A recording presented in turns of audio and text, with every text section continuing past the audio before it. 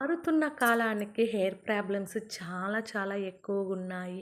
ఒక ఇనప కడాయిని సన్నటి సెగ మీద పెట్టుకొని నువ్వుల నూనె, ఆముదం, కొబ్బరి నూనె ఈ మూడిటిని సమపాలంలో తీసుకొని సన్నటి సెగ మీద కుక్ చేసుకుంటూ చిన్న చిన్నవి మనమే చేసుకోవటం వల్ల ఒక్కోసారి ఇరిటేషన్ వస్తది జుట్టు.